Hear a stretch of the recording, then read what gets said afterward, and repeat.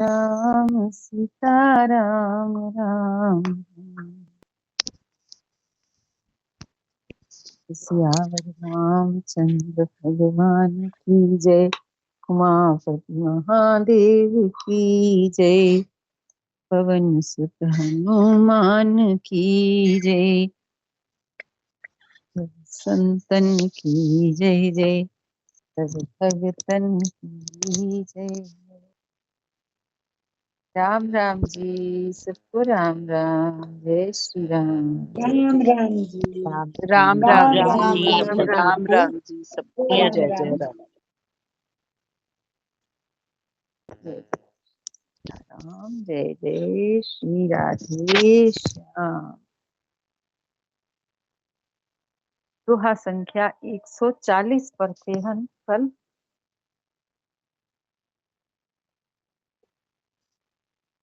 सीता मैया राम जी के साथ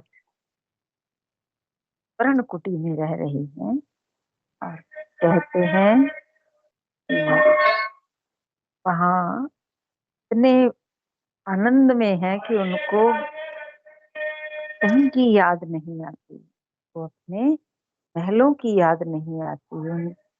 उन पर्ण कुटी में सोते हुए अपने महल के सुख सुविधाओं की कुछ भी याद नहीं आती, क्योंकि वो भगवान के मुख की ओर निहारती रहती हैं, उनके चरणों को दुलराती हैं। और ना लक्ष्मण जी को याद आती, क्योंकि भगवान राम का स्नेह इतना है उनके ऊपर कि उनको कहीं की याद नहीं आती। तो बड़े आनंद से वो वहां पर चित्रकूट में है। दोहा संख्या 140। सुमिरत राम हित जय जन, तृण सम विषय विलास। राम प्रिया जग जननी सिय, कछु न अचरज तास। सियावर राम जय जय राम, मेरे प्रभु राम करो कल्याण। जिन श्री रामचंद्र जी का स्मरण करने से ही भक्तजन तमाम भोग विलास को तिनके के समान त्याग देते हैं, उन श्री रामचंद्र जी की प्रिय पत्नी और जगत की माता श्री सीता जी के लिए यह भोग विलास का त्याग कुछ भी नहीं है।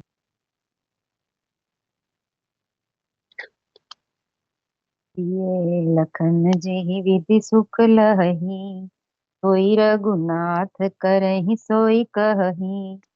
कहीं पुरातन कथा कहानी, सुनई लखन सिय अति सुख मानी। सीता जी और लक्ष्मण जी को जिस प्रकार सुख मिले, श्री रघुनाथ जी वही करते हैं और वही कहते हैं। भगवान प्राचीन कथाएं और कहानियां कहते हैं और लक्ष्मण जी तथा सीता जी अत्यंत सुख मानकर सुनते हैं। जब जब राम अवध सुधि करही, तब तब बारी बिलोचन भरही। तुमरी मातु पितु परिजन भाई, भरत स्नेह शील सेवकाई। जब जब श्री रामचंद्र जी अयोध्या की याद करते हैं, तब तब उनके नेत्रों में जल भर आता है। माता पिता कुटुंबियों और भाइयों तथा भरत के प्रेम शील और सेवा भाव को याद करके भगवान दुखी हो जाते हैं। कृपा सिंधु प्रभु होहि दुखारी। भगवान कृपा के समुद्र हैं और दुखी हो जाते हैं। ये दुखी हो जाते हैं उनके प्रेम को याद करके, कि उनके साथ बिताए हुए पलों में जो भी भगवान ने सुख अनुभव किया होगा उसको याद करके भगवान दुखी हो जाते हैं। कृपा सिंधु प्रभु होहि दुखारी, धीरज धरहि कुसमय विचारी। लख सिए लखन विकल होई जाही, जिम पुरुषहि अनुसर परिछाही। बाके समुद्र प्रभु श्री रामचंद्र जी दुखी हो जाते हैं, किंतु फिर कुछ समय समझकर धीरज धारण कर लेते हैं। श्री रामचंद्र जी को दुखी देखकर सीता जी और लक्ष्मण जी भी व्याकुल हो जाते हैं। जैसे किसी मनुष्य की परछाई उस मनुष्य के समान ही चेष्टा करती है। सीता मैया तो भगवान की जैसे परछाई हैं, जैसे परछाई वैसे ही चेष्टा करती है जैसे कोई मनुष्य करता है। ऐसे ही राम जी को दुखी देखकर सीता जी और लक्ष्मण जी व्याकुल हो जाते हैं। या बंधु गति लखी रघुनंदन, धीर कृपाल भगत उर चंदन, लगे कहन कछु कथा पुनीता, सुन सुख लहै लखन और सीता। तब धीर कृपालु और भक्तों के हृदय को शीतल करने के लिए चंदन रूप रघुकुल को आनंदित करने वाले श्री रामचंद्र जी की प्यारी पत्नी और भाई लक्ष्मण की दशा देखकर कुछ पवित्र कथाएं कहने लगते हैं।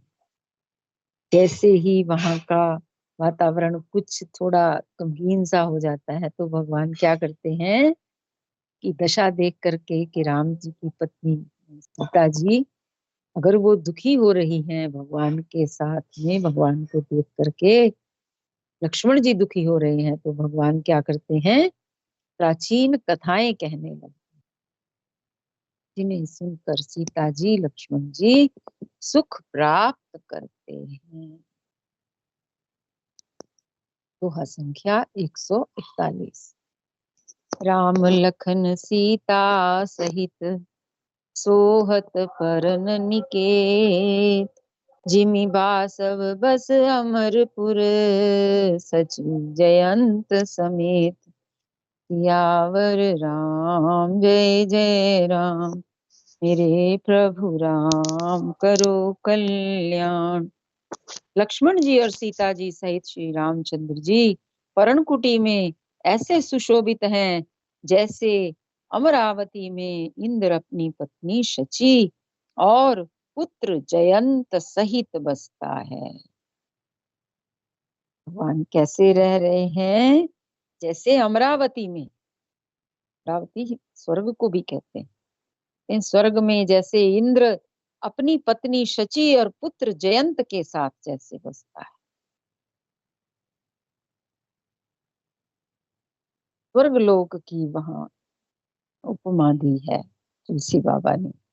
ऐसा प्यारा भगवान का वो स्थान है जहाँ रह रहे हैं। कहते हैं अमरावती के में इंद्र और अपनी पत्नी शची पुत्र जयंत के सहित जैसे रहता है, ऐसे भगवान जो गवही प्रभु सिय लख नहीं कैसे, पलक विलोचन गोलक जैसे। ते वही लखन सिए रघुवीर, जिमि की पुरुष शरीर। प्रभु श्री रामचंद्र जी सीता जी और लक्ष्मण जी की कैसी संभाल रखते हैं, जैसे पलके नेत्रों के गोलकों की। प्रभु श्री राम जी सीता जी और लक्ष्मण की कैसी संभाल करते हैं, जैसे पलकें, हमारी आंखों की पलकें जैसे नेत्र के गोलकों की रक्षा करती हैं, ऐसे ही राम जी संभाल कर रहे हैं। इधर लक्ष्मण जी श्री सीता जी और श्री रामचंद्र जी की, अथवा लक्ष्मण जी और सीता जी श्री रामचंद्र जी की ऐसी सेवा करते हैं जैसे अज्ञानी मनुष्य शरीर की करते हैं। क्या उपमा दी है। ज्ञानी मनुष्य अपने शरीर की सेवा कैसे करते हैं, जैसे यही परम मेरा है, यही सौभाग्य मेरा है, के सिवा मेरा कुछ नहीं। जैसे कहते हैं अज्ञानी जीव अपने शरीर की सेवा करते हैं ना, शरीर की संभाल करते हैं, ऐसे ही सीता जी और लक्ष्मण जी भगवान की संभाल करते हैं। हे विधि प्रभु बन बसहि सुखारी, खग मृग सुर तापस हितकारी, कहूँ राम बन गवन सुहावा, सुनऊ सुमंत्र अवध जिमि आवा। पक्षी पशु देवता और तपस्वियों के हितकारी प्रभु इस प्रकार सुख पूर्वक वन में निवास कर रहे हैं। तुलसीदास जी कहते हैं, मैंने श्री रामचंद्र जी का सुंदर वन गमन कहा है। अब जिस तरह सुमंत्र अयोध्या में आए वह कथा सुनो। अब तक तो भगवान की तरफ का ही वर्णन किया है तुलसी बाबा ने। अब श्री रामचंद्र जी का सुंदर वनगमन कहा है पहले तो भगवान तुलसी बाबा ने। अब जिस तरह सुमंत्र अयोध्या में आए हैं वह कथा सुनो। फिरेउ निषाद प्रभु पहुँचाई, सचिव सहित रथ देखिस आई, मंत्री विकल विलोक निषादु, कही न जाई जस भयउ विषादु। प्रभु श्री रामचंद्र जी को पहुंचा करके जब निषाद राज लौटा तब आकर उसने रथ को मंत्री सहित देखा। निषाद राज जब भगवान की पर्णकुटी बनाई है वहां पर चित्रकूट में, वहां पर पहुंचाया है और उसके बाद निषाद राज लौट आया है। जब उसने वापिस आकर के देखा तो रथ को मंत्री सुमंत्र सहित देखा। रथ भी वही है और सुमंत्र जी भी वही हैं। मंत्री को व्याकुल देख करके निषाद को जैसा दुख हुआ वह कहा नहीं जाता।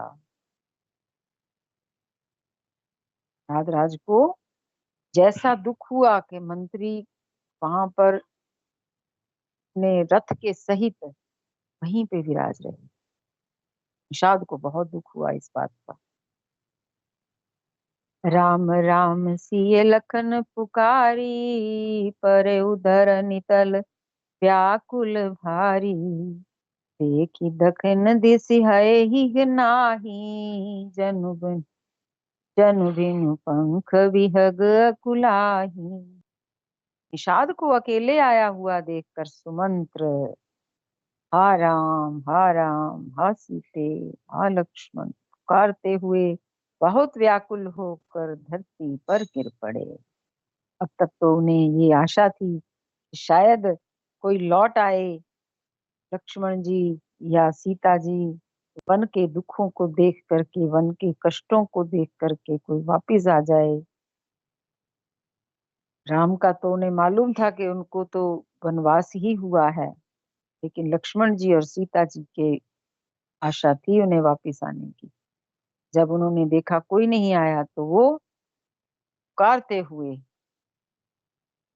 हा राम हा सीते हा लक्ष्मण पुकारते हुए बहुत व्याकुल होकर के धरती पर गिर पड़े। क्योंकि ये सुमंत्र जो हैं ये बचपन से ही भगवान की संभाल करते आए हैं, बहुत छोटेपन से। वहीं बहुत पुरातन मित्र हैं ये दशरथ जी के, मंत्री हैं के राज्य के।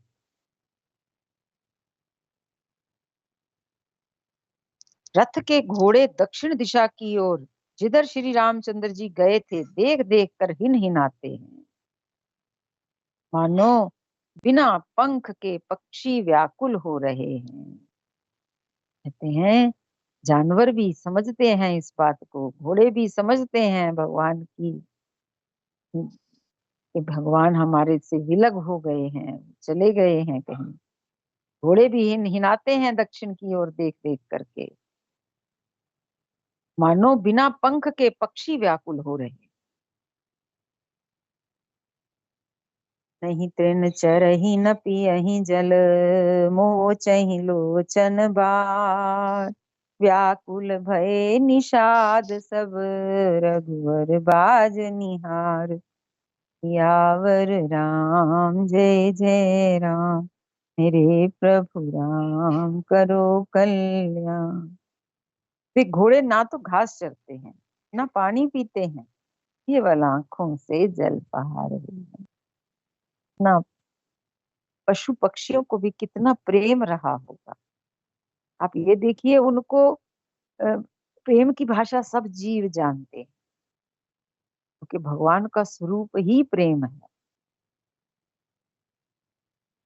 प्रेम की भाषा, इसकी जो उसकी जो एहसास है, वो पशु पक्षी भी करते हैं। किसी पक्षी को भी प्रेम से बुलाओ, प्रेम से उसके साथ आप बात करो, तो वो भी समझता है। किसी जानवर के साथ प्रेम से बात करो, वो भी समझता है। तो ऐसे ही ये घोड़े जो हैं, ये भी भगवान के प्रेम को समझते हैं। आप ये देखिए, भगवान राम प्यार प्रेम की मूर्त है। जैसे कोई विग्रह होता है ना किसी चीज का बना हुआ, जैसे कोई मोम की मूर्ति होती है तो वो मोम ही मोम उसमें होता है। ऐसे भगवान मूर्त प्रेम की मूर्त है। उनके एक एक रोम में प्रेम ही प्रेम झलकता है। तो जहां वो जाते हैं वहीं प्रेम के ही जैसे झरने फूट जाते हैं। कोई पक्षी, कोई जंगली जो लोग हैं वहां के रहने वाले, वो भगवान के साथ निहात प्रेम करते, अत्यंत प्रेम करते हैं। भगवान प्रेम की मूर्त है। इसी प्रेम के बल पर देखो वानर भगवान के हो गए और अपनी जान पर खेल गए। वहां के जो जंगल के लोग थे, वो कितना प्रेम करते हैं भगवान को, क्योंकि भगवान के विग्रह से प्रेम ही प्रेम की जैसे किरणें निकलती। राम ही केवल प्रेम प्यारा। और भगवान को अच्छा भी प्रेम ही लगता है। भगवान प्रेम की खुद मूर्ति है, और भगवान को प्रेम ही अच्छा लगता है। प्रेमी जन ही प्रिय है। बुद्धिजीवियों से ज्यादा प्रेमी जीवी उनको पसंद है। ये जो घोड़े हैं वो ना घास चरते हैं, ना पानी पीते हैं, केवल आंखों से जल बहा रहे हैं। श्री रामचंद्र जी के घोड़ों को इस दशा में देखकर सब निषाद व्याकुल हो गए। धर धीरज तब कहि निषादु, अब सुमंत्र परिहरहु विषादु। तुम पंडित परमारथ ज्ञाता, धरहु धीर लखि विमुख विधाता। तब धीरज धर कर निषाद राज कहने लगा, हे सुमंत्र जी, अब विषाद को छोड़िए। आप पंडित और परमार्थ के जानने वाले हैं। विधाता को प्रतिकूल जानकर धैर्य धारण कीजिए। ये समझिए कि इस समय विधाता ही प्रतिकूल है, और जब विधाता प्रतिकूल हो तो धैर्य ही धारण करने में भलाई है। धैर्य धारण कीजिए। विविध कथा कही कही मृदुबानी, रथ बैठा रेउ पर बस आनी। तो कसिथल रथ सकई नहा की, रघुवर विरह पीर उर बाकी। कोमल वाणी से भांति भांति की कथाएं कहकर निषाद ने जबरदस्ती लाकर सुमंत्र को रथ पर बिठाया। और निषाद को कहां से इतना ज्ञान आ गया? क्योंकि उसने भगवान का संग किया है। भगवान के संग संग रहा हो, वहां से चले हैं। कल ही मैं पूछ रही थी कि जो प्रयागराज है, पहले तो प्रयागराज पहुंचने में ही समय लगता है, गंगा को पार करके जहां पर सुमंत्र को छोड़ा था इन्होंने, वहां से पार करके प्रयागराज, वहां से चित्रकूट 120 किलोमीटर बता रहा था राहुल बेटा मेरा, कह रहे थे 120 किलोमीटर है। वहां से देखो, वो तो रास्ता रहा होगा जो सड़क का रास्ता रहा होगा, या ट्रेन का रास्ता रहा होगा, लेकिन भगवान तो जंगलों के रास्ते गए हैं ना। तो कितनी दूर है, कितने दिन लगे होंगे पार करने में। प्रयागराज पहले तो जो जहां से क्या बोलते हैं उसे, निषाद राज जहाँ रहता है श्रृंगेरपुर में, वहां से पहले तो प्रयागराज तक गए, फिर वहां से वो चित्रकूट तक गए, पहले भरद्वाज जी के आश्रम में गए, फिर वाल्मीकि जी के आश्रम में गए, पूछा कहाँ रहे, फिर चित्रकूट गए हैं, वहां पर पर्णकुटी बनाई है। कुछ दिन तो लग गए होंगे। कितने दिन तक, कितने समय तक निषाद राज भगवान के साथ रहा है। और देखो यहाँ पर आकर के उसने क्या दिया है, ज्ञान दिया है। निषाद राज ने सुमंत्र को क्या कहा कि जब विधाता प्रतिकूल हो तो धैर्य धारण करना चाहिए। तब धीरज धरकर निषाद राज कहने लगा, हे सुमंत्र जी, अब विषाद को छोड़िए। आप पंडित हैं और परमार्थ के जानने वाले हैं। विधाता को प्रतिकूल जानकर धैर्य धारण कीजिए। विविध कथा कही कही मृदुबानी, रथ बैठा रे उबर बस आनी। रूप शिथल रथ सकई नहा की, रघुवर विरह पीर उर बाकी। कोमल वाणी से भांति भांति की कथाएं कहकर निषाद ने जबरदस्ती ला करके सुमंत्र को रथ पर बैठाया है।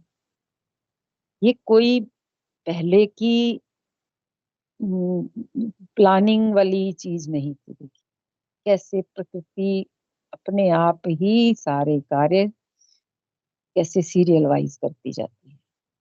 निषाद राज का कुछ मालूम थोड़ी था किसी को, ना सुमंत्र को ना भगवान को।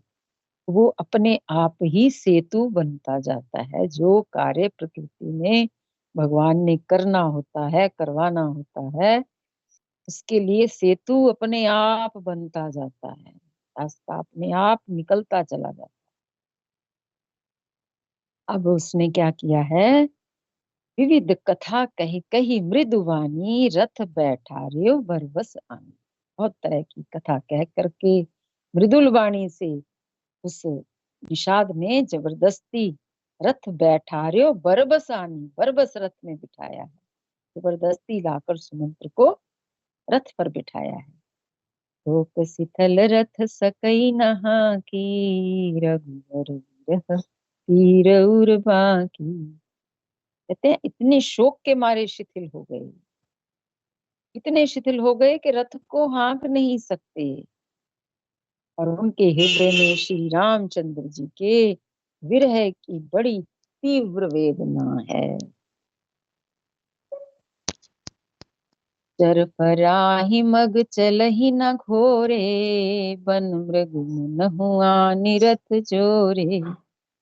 रुक फरई फिर हे रही पीछे, राम योग विकल दुख तीछे। घोड़े तड़फड़ाते हैं, ठीक रास्ते पर नहीं चलते।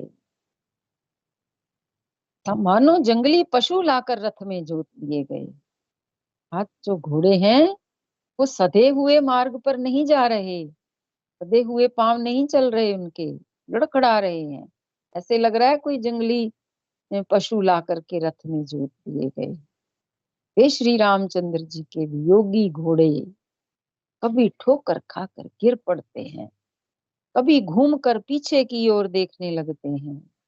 वे तीक्ष्ण दुख से व्याकुल हैं। जब हृदय व्याकुल हो जाता है तो चाल भी लड़खड़ा जाती है। खुशी में व्यक्ति भागता चला जाता है, लेकिन जब मन में कोई दुख हो, विषाद हो, तो चाल जो है वो धीमी पड़ जाती है और लड़खड़ाने लगती है। यही हाल उन घोड़ों का है। वे तीक्ष्ण दुख से व्याकुल है।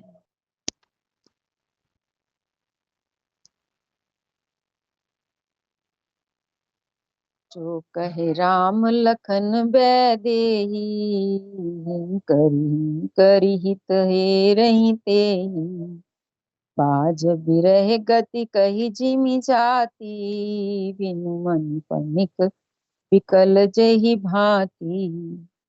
जो कोई राम लक्ष्मण या जानकी का नाम ले लेता है ना, तो घोड़े हिकर कर उसकी ओर प्यार से देखने लगते हैं। घोड़े की विरह दशा कैसे कही जा सकती है?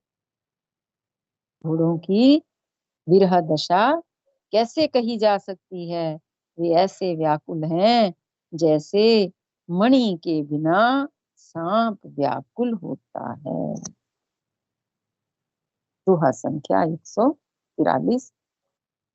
भयउ निषाद विषाद बस, देखत सचिव तुरंग, बोली सुसेवक चारि तब, ये सारथी संग, या राम जय जय राम, मेरे प्रभु राम करो कल्याण।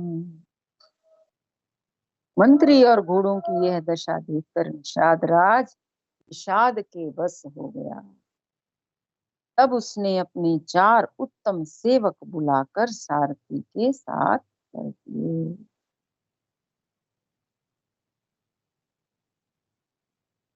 निषाद राज ने देखा जब क्या हालत है घोड़ों की, तब उसने, कहते हैं, घोड़ों की दशा देखी है, मंत्री की दशा देखी है, तब उसने अपने 4 उत्तम सेवक बुला करके सुमंत्र जी के साथ कर दिए। यही विश्राम समय हो गया है। जय जय श्री सीताराम, जय जय श्री राधे श्याम।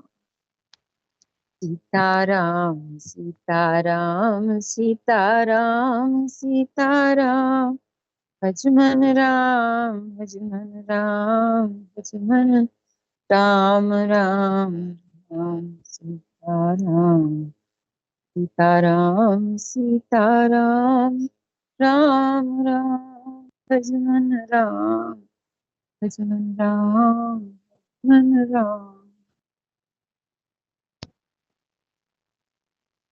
सियावर रामचंद्र भगवान की जय, उमापति महादेव की जय, पवन सुत हनुमान की जय, सब संतन की जय जय, सब भगतन की जय हो। जय हो।